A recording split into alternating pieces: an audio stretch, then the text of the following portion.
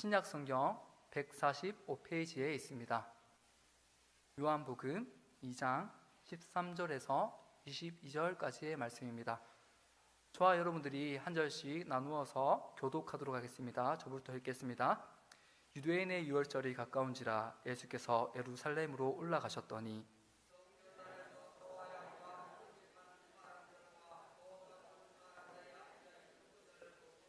노끈으로 채찍을 만드사 양이나 소를 다 성전에서 내쫓으시고 돈 바꾸는 사람들의 돈을 쏟으시며 상을 엎으시고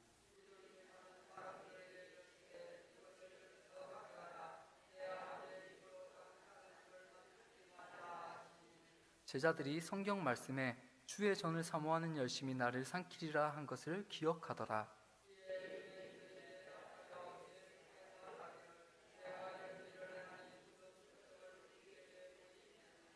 예수께서 대답하여 이르시되 너희가 이 성전을 헐라 내가 사흘 동안에 일으키리라.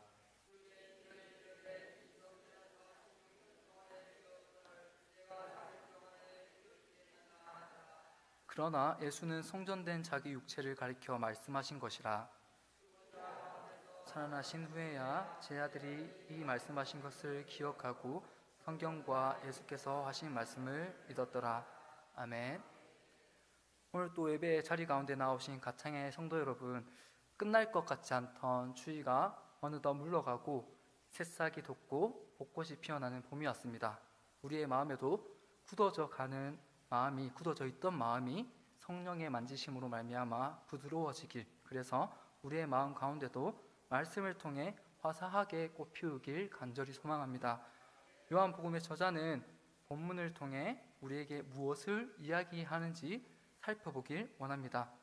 본문에 대해 다루기 전에 생각해 보아야 할 요소들이 있습니다. 첫째는 요한은 왜 성전 정화 사건을 가장 앞부분에 다루고 있는가입니다. 다른 복음서에서는 성전 정화 사건이 예수님의 생애 마지막이기 때문에 마지막 부분에 등장합니다.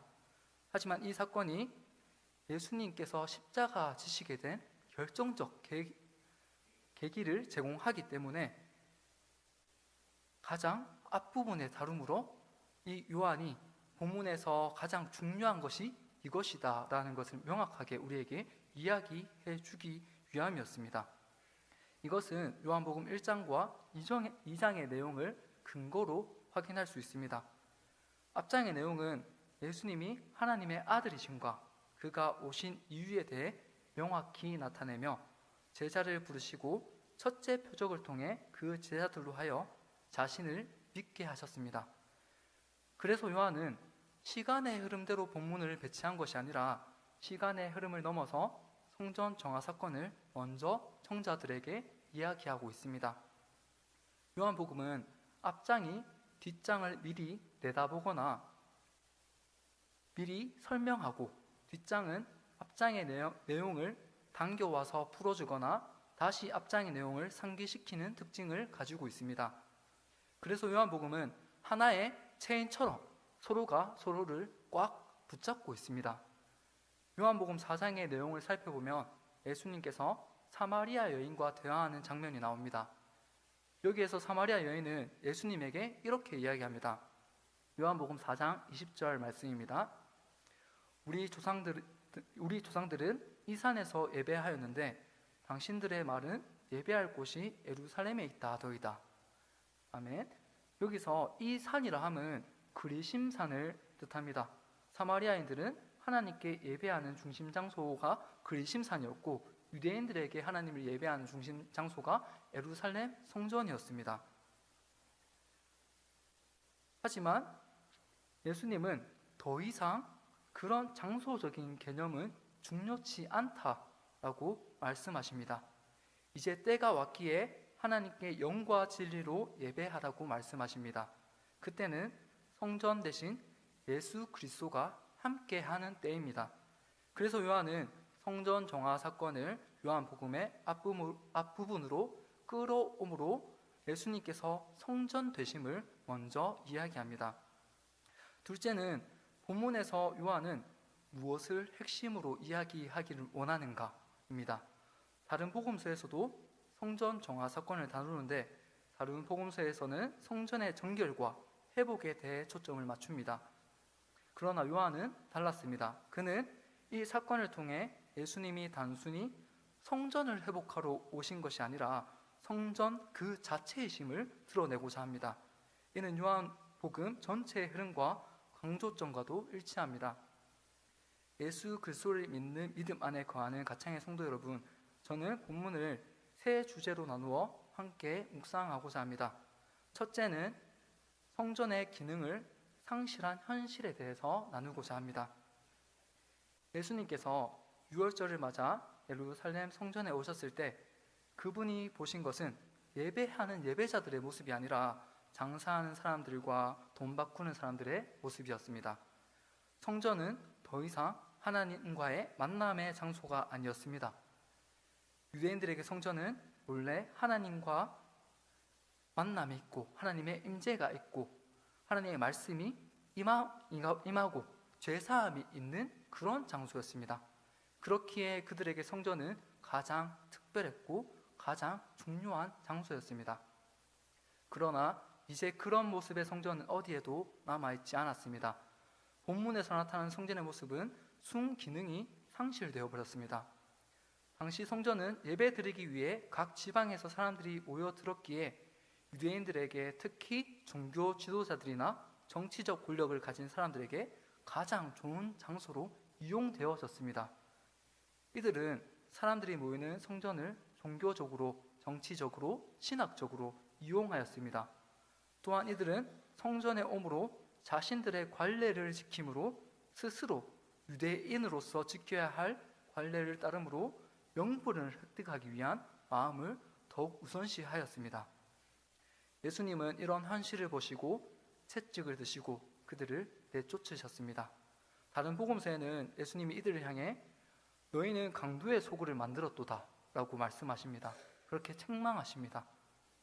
성전에서는 하나님의 임재와 통치가 이루어져야 하지만 유대인들에게 그것은 안중에도 없고 자신들의 관습을 지키는 것이 하나님의 뜻을 잘 따르는 것이다 여겼습니다.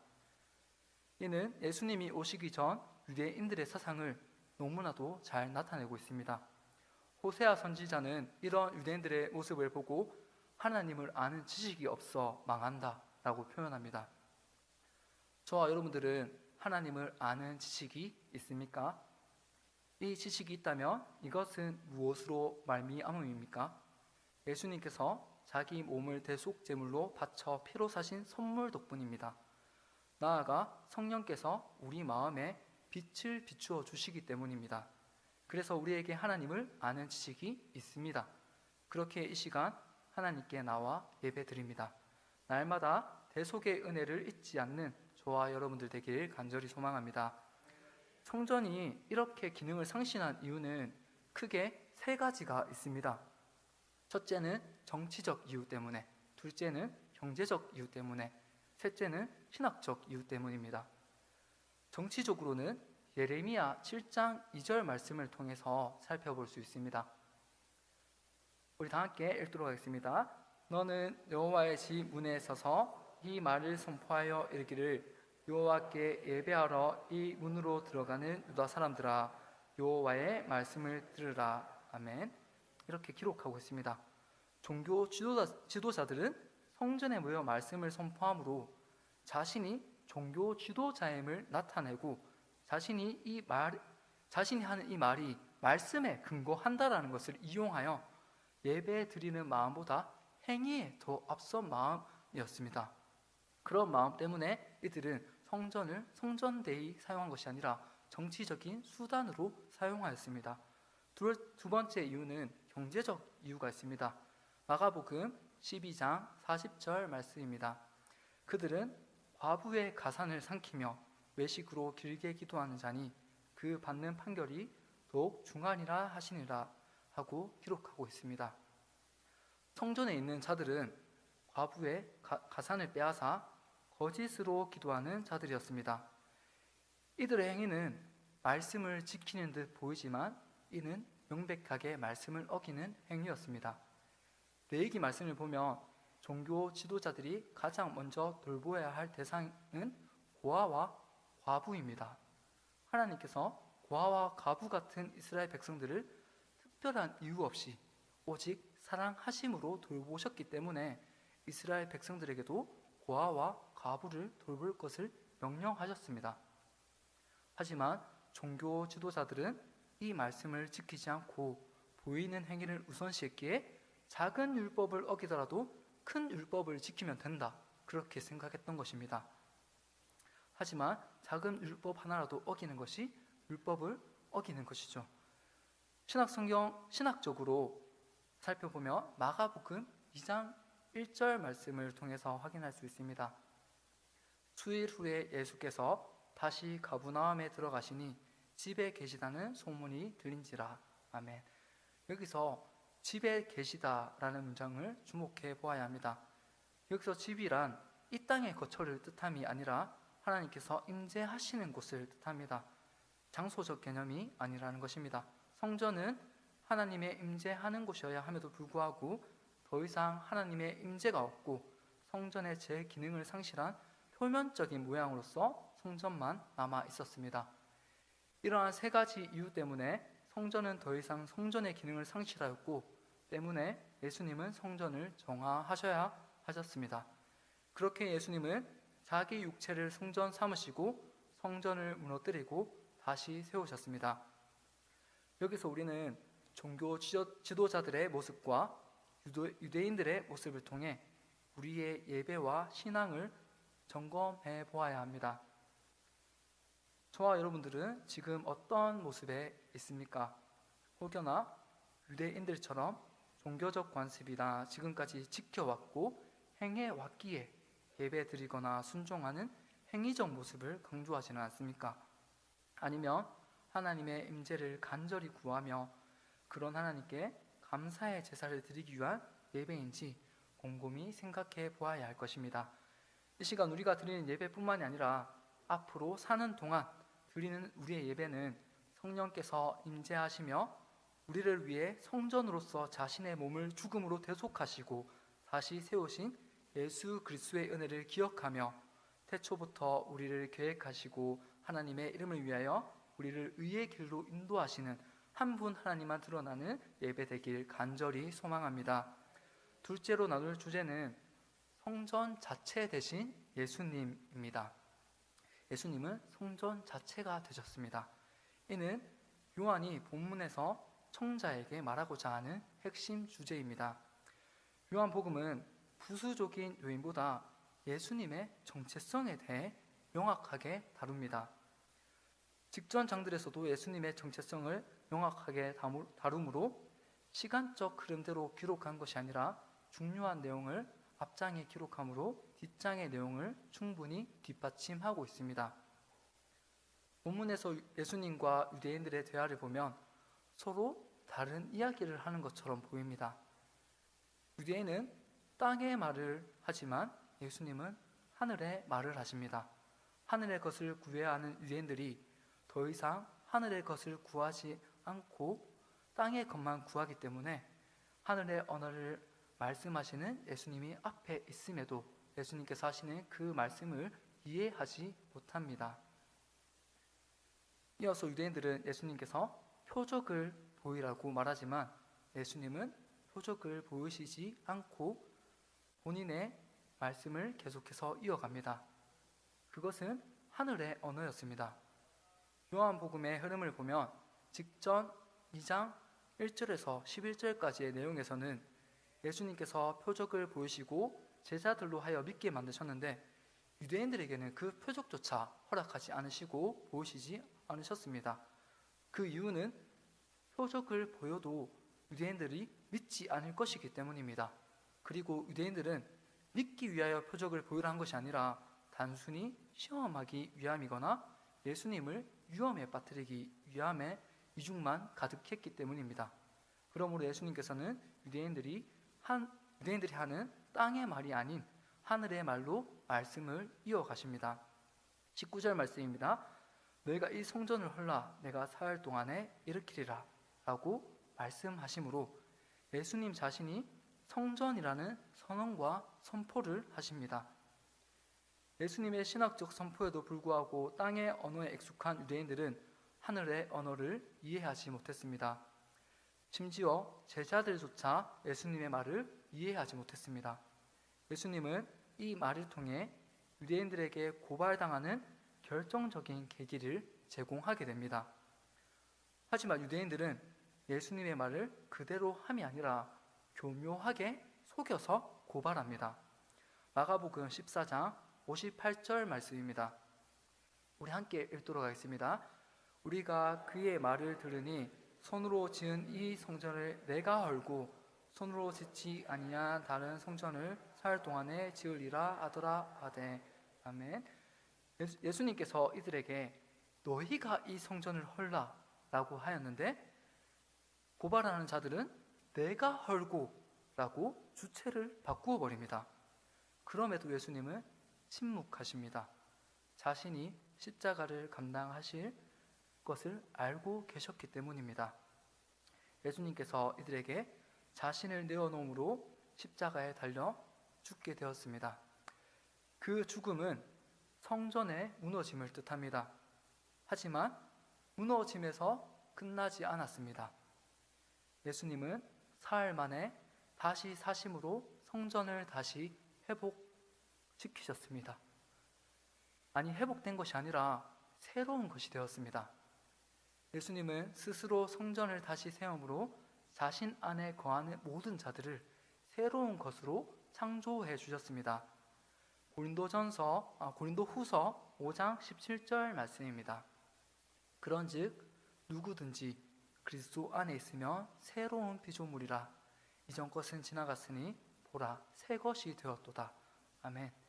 이제 우리는 새로운 피조물입니다. 그리스도 안에 거하는 자는 누구든지 새로운 피조물입니다.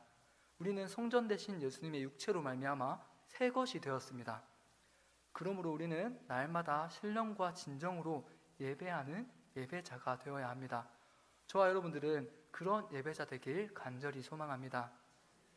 유대인들에게 성전은 하나님이 계시는 곳이며 하나님을 만날 수 있는 장소였습니다. 그렇게 이들은 성전을 사모하는 열심으로 행위에 더욱 큰 마음을 두었습니다. 그 열심과 행위가 있다면 하나님을 만나고 자신의 삶 가운데 복이 있을 것을 그렇게 여겼습니다. 하지만 예수님은 그것이 잘못된 열심이라고 책망하십니다. 인간의 노력과 열심으로는 하나님께 기쁨이 될 수 없습니다. 인간의 어떠한 행위로도 하나님께 기쁨이 되지 않습니다. 이것은 순서의 차이입니다. 우리의 열심과 노력은 믿음과 감사함으로 은혜 뒤에 따라오는 것이지 결코 선행되어서 되는 것이 아닙니다. 하나님께서 베푸신 은혜를 감사하고 기억함으로 그 은혜의 보답으로 우리가 드리는 것이지 우리가 드림으로 하나님께 기쁨이 되는 것은 아니라는 것입니다. 오늘날 많은 사람들이 오해를 합니다. 우리가 무언가 하여서 예배를 잘 드리고 많이 드리고 또 헌금을 많이 하고 11조를 내고 또 삶 가운데 거짓말하지 않고 삶에 최선을 다해서 열심히 살아감으로 하나님께 영광이 되어 드리자, 하나님께 영광을 올려드리자 라고 생각하고 말하고 행동합니다.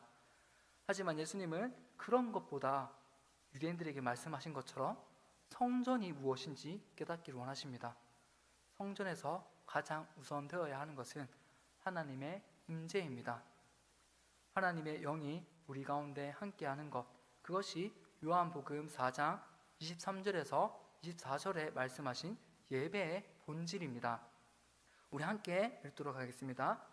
아버지께서 참되게 예배하는 자들은 영과 진리로 예배할 때가 오나니 곧 이때라. 아버지께서는 자기에게 이렇게 예배하는 자들을 찾으시느니라. 하나님은 영이시니 예배하는 자가 영과 진리로 예배할지니라. 아멘. 그러므로 우리는 날마다 영과 진리로 전인적이며 육체적이며 공동체적인 예배를 드려야 합니다. 이 시간 예배하는 모든 성도들은 더 이상 땅의 것만 구하며 살아가는 유대인들처럼 살아가는 것이 아니라 성전 그 자체가 되신 예수님의 대속하심으로 새로운 피조물이 되어 행위로 드리는 예배가 아닌 날마다 하늘의 것을 구하는 예배자 되길 간절히 소망합니다. 마지막으로 제자들조차 예수님의 성전 되심을 이해하지 못했습니다. 예수님의 제자들은 예수님을 가장 가까이서 지켜보고 따랐습니다. 하지만 그들도 예수님의 참된 정체성을 온전히 이해하지는 못했습니다. 그들은 여전히 이 땅의 나라, 눈에 보이는 왕국, 그것들을 기대했습니다. 대표적인 예로 세베대의 아들의 어머니가 예수님께 찾아와 두 아들을 주의 나라가 임할 때 하나는 주의 좌편에, 하나는 주의 우편에 앉혀달라고 요청한 사건을 잘 보여줍니다. 여기서 야고보와 요한의 어머니는 예수님이 이 땅에서 예수님의 왕국이 이루어질 것이라고 여겼기에 자기의 아들들이 높은 자리에 앉기를 원했던 것입니다. 이를 듣는 나머지 열 제자들은 두 형제에 대하여 분이 여겼습니다. 하지만 예수님은 이런 제자들에게 나는 너희가 생각하는 이 땅에서의 왕국을 이루러 온 것이 아니다. 내가 이루러 온 나라는 가장 작은 자가 으뜸이 되고 가장 크고자 하는 자는 종이 되어야 하는 나라이다 라고 말씀하십니다. 이 말의 의미는 예수님이 이 땅에서 이루고자 하는 나라는 로마 왕국과 같이 표면적으로 강성한 나라가 아니라 생명으로 가득 찬 새로운 이스라엘을 만들기 위함이었습니다. 하지만 이는 역설적이게도 그 생명을 위하여 죽는 자만이 그 나라의 백성이 될 수 있습니다.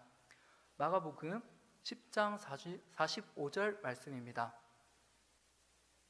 마가복음 10장 45절 말씀입니다. 인자가 온 것은 섬김을 받으려 함이 아니라 도리어 섬기려 하고 자기 목숨을 많은 사람의 대속물로 주려 함이니라. 아멘. 제자들은 예수님에 대한 정체성을 계속해서 오해하지만 예수님께서 십자가 지시고 다시 부활하셨는 그때에서야 이 말씀이 이런 말씀이었구나 깨닫게 되어집니다. 그 깨달음은 예수님께서 성령을 통하여 이루셨습니다. 우리를 깨닫게 하시는 분은 성령님입니다. 예수님과 가장 가까이 있던 자들조차도 예수님에 대해 오해하고 자신들의 뜻에 예수님의 뜻을 끌어내려서 제자들에게 자신들의 뜻을 예수님의 뜻으로 끌어내려서 자신들의 뜻에 맞춰서 섬겨달라고 그렇게 요청했지만 예수님의 뜻은 그것이 아니었습니다. 예수님은 부활하신 후에 제자들에게 나타나셔서 이렇게 말씀하십니다. 요한복음 20장 22절 말씀입니다. 우리 함께 읽도록 하겠습니다. 이 말씀을 하시고 그들을 향하사 숨을 내쉬며 이르시되 성령을 받으라. 아멘. 이 말씀은 창세기 2장 7절 말씀을 떠올리게 합니다. 창세기 2장 7절 말씀입니다. 여호와 하나님의 땅의 흙으로 사람을 지으시고 생기를 그 코에 불어 넣으시니 사람이 생명이 되니라 라는 말씀에 그 코에 불어 넣으신 장면과 연결이 됩니다. 예수님의 그 행위가 성령을 보냄입니다. 예수님의 숨은 새 창조의 선언입니다. 이것으로 예수님은 하나님께서 사람을 창조하셨을 때 하셨던 그 행위를 우리에게 성령을 보낼 때 인용하심으로 새 창조를 우리에게 알리십니다. 그것이 새 창조의 선언과 선포입니다. 그리스도 안에 거하는 여러분, 우리도 성령의 조명 없이는 하나님의 진리를 온전히 알 수 없습니다. 아무리 많이 배우고 익혀도 성령께서 조명하여 주시지 않으면 우리는 하나님을 아는 지식에 이를 수 없습니다. 눈먼 자를 보게 하는 분이 성령이십니다. 우리는 죄 때문에 눈이 가려져 있어서 하나님을 알 수도 없고 볼 수도 없는 상황에 처해 있습니다. 하지만 성령께서 이런 우리에게 빛을 비추셔서 어둠을 제거하시고 앞을 보게 하십니다. 그래서 지금 우리가 예배 드릴 수 있게 된 것입니다. 이것이 성령의 역사하심입니다. 역사하심입니다. 말씀을 정리합니다. 우리는 예수님께서 성전 대심을 통해 새로운 피조물이 되었습니다. 유대인들은 오실 예수를 기다렸지만 눈앞에 있어도 그의 음성을 듣고도 알지 못했습니다. 이것이 현실이라면 너무 비참하지 않습니까? 어쩌면 우리 또한 마찬가지일 수 있습니다. 이렇게 되지 않기 위해 우리는 성령의 임재하심을, 하나님의 통치를, 예수 그리스도의 은혜를 날마다 맛보고 사모해야 합니다.